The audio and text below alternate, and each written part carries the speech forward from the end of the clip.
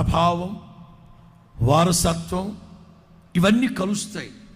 పౌలు అంటారు, మీ విశ్వాసం విస్తరించాలి. ఏం విస్తరించాలట? విస్తరణ అన్న వెంటనే మనకు గుర్తొచ్చేది ఏమిటంటే, ఇటువైపు స్థలమా, ఎదురు స్థలమా, వెనక స్థలమా? కేవలం విస్తరణ అంటే భూభాగం, కేవలం విస్తరించారు అంటే సంఖ్య. ఆఖరి మాటలో చెప్తాను, ఆశీర్వాదకరమైన మాట ఆఖరిలో. వీటన్నింటికి మించి దేవుడు మన జీవితాల్లో చేసే ఉన్నతమైన కార్యాలు. గతంలో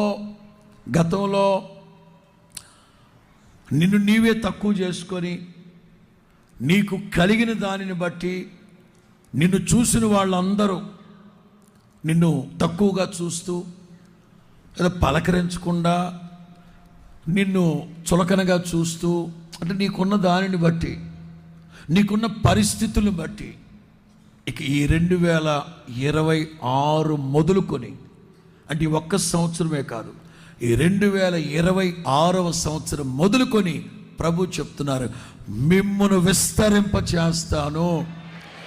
గతంలో ఎవరైతే మిమ్మల్ని తక్కువగా చూశారో, గతంలో ఎవరైతే మిమ్మల్ని హీనంగా అల్పులుగా భావించారో, యేసు నామములో మీరు అన్ని విషయాల్లో విస్తరించడాన్ని చూసి ప్రభువుని మహిమ పరచుదురుగాక. స్తోత్రం చెప్పండి గట్టిగా, ప్రభువుని మహిమ పరచుదురుగాక. ఇక సంఘాన్ని దేవుడు విస్తరింప చేయబోతున్నాడు, విశ్వాసులు విస్తరింప చేయబోతున్నాడు, విశ్వాసములో విధేయులుగా మార్చబోతున్నాడు. మనకు కలిగిన సమస్తాన్ని దేవుడు విస్తరింప చేయునుగాక. మనల్నే ముందు పెడుతున్నాడు. ఈ సంవత్సరం మొదట మనల్నే ముందు పెడుతున్నాడు. మిమ్మును విస్తరింప చేసి, దేవుని మాట మీద మీ మనస్సు కేంద్రీకరించండి. విస్తరింప చేస్తారు కాదు, ఆల్రెడీ ప్లాన్ అయిపోయింది అక్కడ.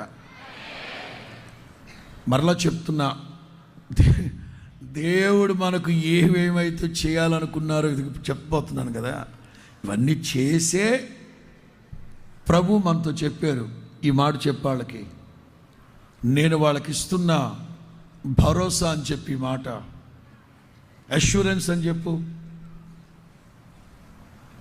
వర్తమానం అంతా ఎట్లుంటుందంటే, విస్తరింప చేస్తాను కాదు, విస్తరింప చేశాక ఏం చేయబోతున్నాడు. నేను మిమ్మల్ని అడుగుతా, శ్రద్ధగా విని చెప్పండి. విస్తరణ కావాలా? విస్తరించిన తరువాత కలిగే దీవెనలు కావాలా? తెలుసు, నాకు తెలుసు. విస్తరణ అనేది క్వైట్ కామన్, దేవుడు చేస్తారు. విస్తరించిన తరువాత కలిగే అమోఘమైన ఆశీర్వాదం. గత సంవత్సరాలన్నిట చేస్తాను అన్నారు. ఈ సంవత్సరం మాత్రం ఆల్రెడీ విస్తరణ అనేది జరిగిపోతా ఉంది. యేసు నామములో జరిగిపోయాక కలిగే దీవెన లేదో ప్రభు చెప్పబోతున్నారు. 7 మాటలు చెప్తా, ఇంకొక మాట తిట్టించుకోమాకండి. సరే చెప్పండి.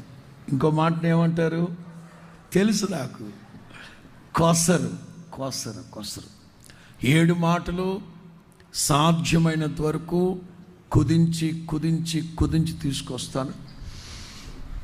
మీదటికి రేపు ఆదివారం ప్రభు వల్ల ఆరాధనలో నిబంధనను గురించి మాట్లాడతాను. ఈ రాత్రి మాత్రం దేవుడు మనల్ని విస్తరింప చేశాక ఆ తర్వాత ఇచ్చే దీవెనలు ఎట్లటి అమోఘమైనవో ఒక్కొక్కటిగా మీకు చెప్తాను. ఆ సిచ్యువేషన్ చెప్తా ఉన్నంతసేపు మీ లైఫ్, మీరు ట్రావెల్ అవ్వాలి, వాక్యంతో పాటు ట్రావెల్ అవ్వాలి. ఇస్సాకుని గురించి మాట్లాడుతున్నానా? ఇస్సాకు స్థానంలో నీవు నిలబడు. ఇస్సాకుని గురించి మాట్లాడుతున్నానా? ఆ స్థానంలో నీవు నిలబడు.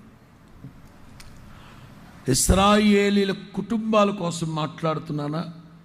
నీ కుటుంబాన్ని పెట్టుకో అక్కడ. రైట్? సేవకుల గురించి మాట్లాడుతున్నానా? మీరు వచ్చేసేయండి ఆ పాయింట్లోకి. సేవకుల గురించి మాట్లాడుతున్నానా? మీరు వచ్చేసేయండి ఆ పాయింట్లోకి. హల్లెలూయా.